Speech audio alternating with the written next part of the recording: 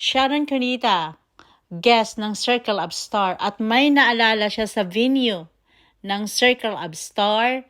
Dito daw ginanap ang kanyang bridal shower or despedida de soltera or bachelorette party bago siya nagiging Mrs. Conception.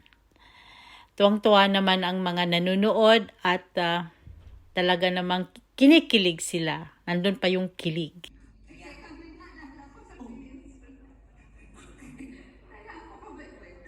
Kwento mo na. Dito ako nag-despedida de soltera ng 1984. Wow!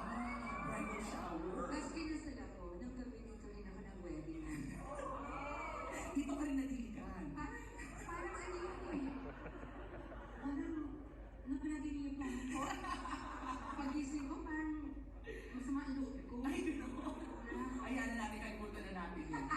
So, eto na po ang ating unang category. Yes. Yan. Titignan naman. Para sa akin to, ina yan, name 3 celebrities you'd love to impersonate. Siyempre, Karen Davila, Regine Velasquez, at Sharon Cuneta. Sana na. Okay. Okay, Inay, para sa ito. Sige, Oo. hindi ko alam yan. Name one song each that you would dedicate to your former leading men. Hindi ko alam yan.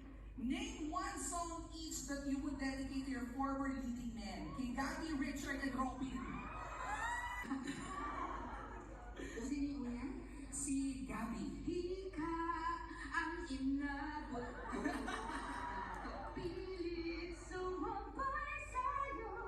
Okay, very good. Sino yung pangalawa? Richard. Forever in my heart. Wow. Okay. At pangatlo, Robin. Friends we will be now and forever. Friends so in love with one another. Yes, pinag kay Nay. Yes! Sila biglaan. Kilitiin Yes. at bigyan ng pera.